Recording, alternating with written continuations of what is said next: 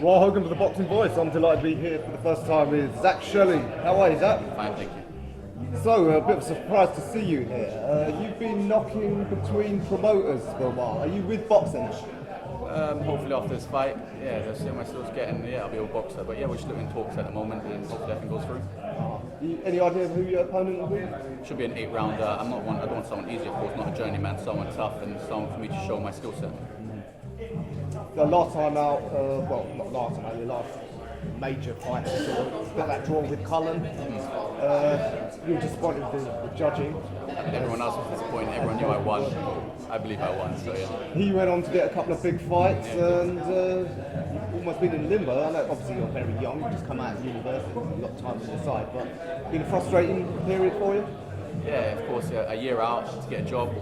Actually, I was promised a British Commonwealth title. I was waiting for that in October, August actually, then it moved to October, then moved to December, then I don't know what happened. So now, hopefully, I'm focused as a boxer. I had to get a job at school, supply teacher. I think that wasn't too bad. It's nice fun, working with kids, helping them out. But I'm looking to be back in boxing now.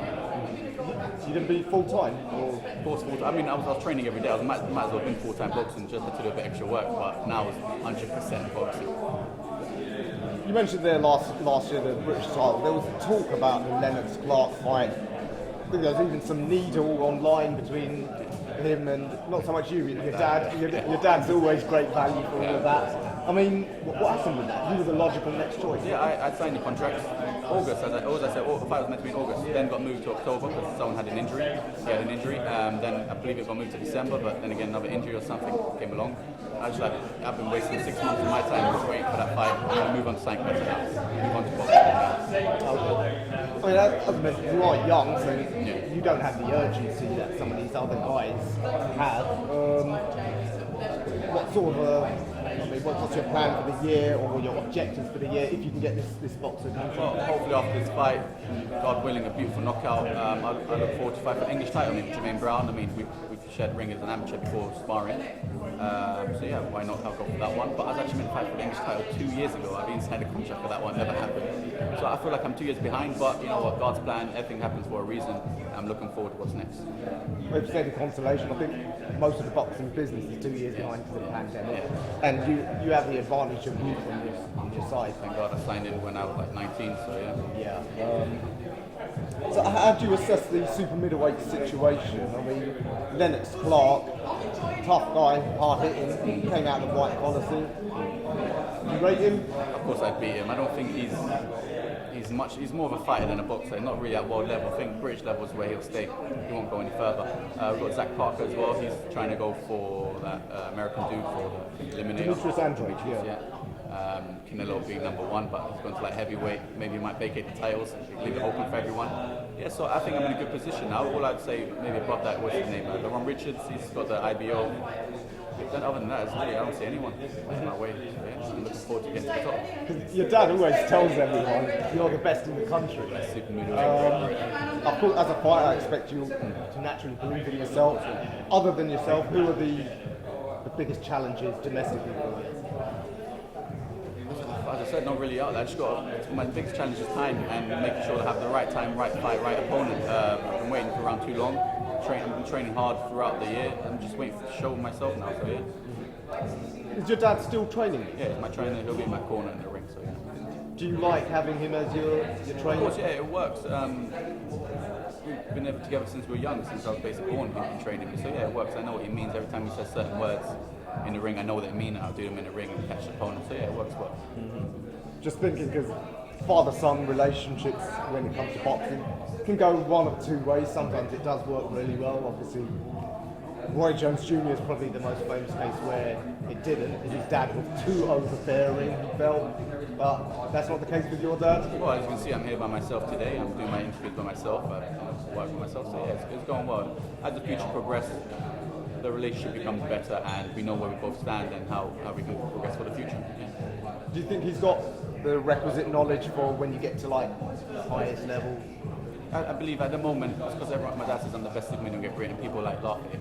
But God willing, once I get to the top, my dad will say it, people start believing it. That's how it works. So you got to prove it first, and then you just say it. My dad's the opposite. He says it first, and then waits for me to prove it. But I'm telling you, be patient, and I will prove it, and then people start believing it. So So on the 26th, it's an 8-rounder. Eight So it's really just to get back into fighting. Well, I'm not looking for a journeyman, so I'm looking for a good opponent.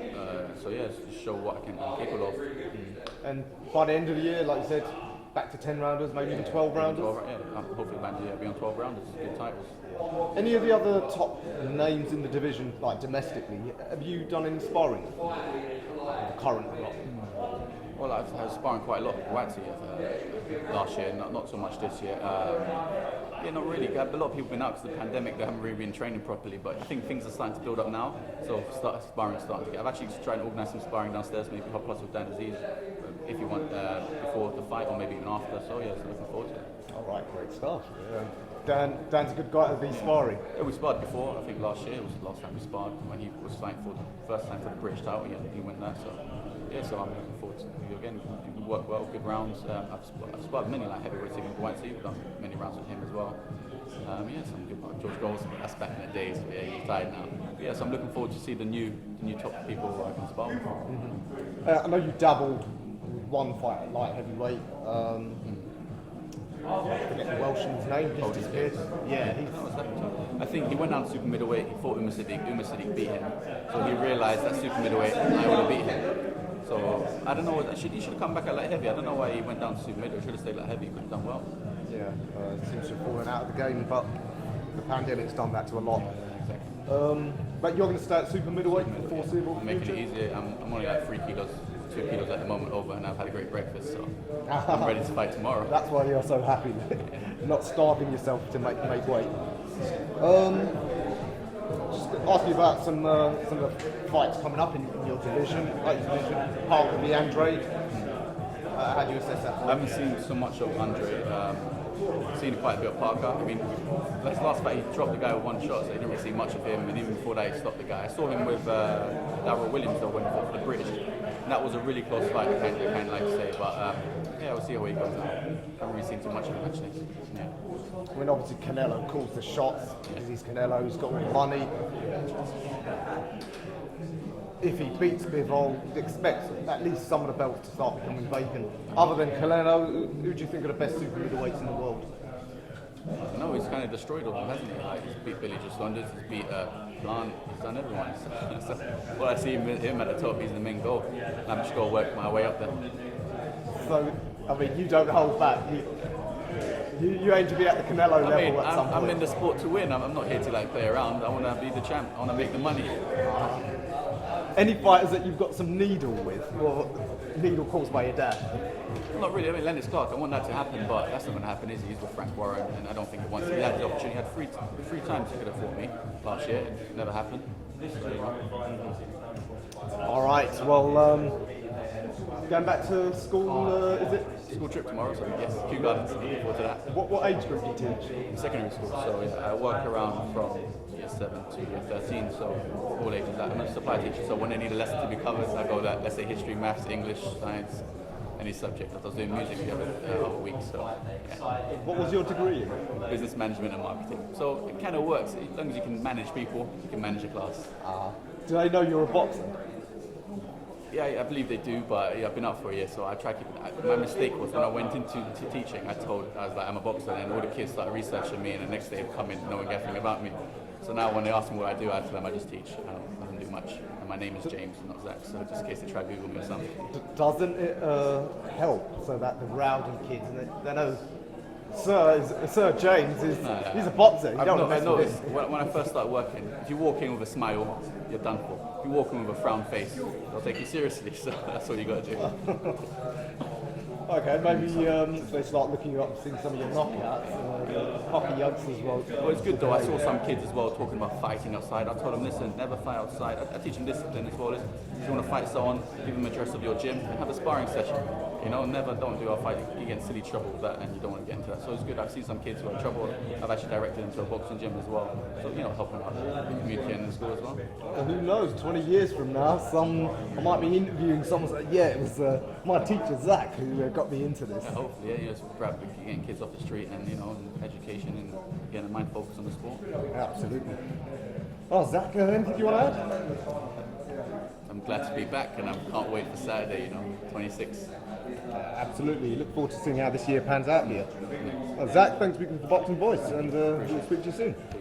For the video, feel free to hit the like, subscribe, and share. As always, if you want to support us to the next level, head over to the patreon.com/ThaBoxingVoice. We have tons of exclusive from Border Wars, from title, betting shows, the list goes on and on and on. But in addition to that, if you guys have questions for fighters, trainers, and promoters, this is where you can submit them. We will run out, get these questions answered, and put it back on the show just for you guys. Appreciate it. Peace.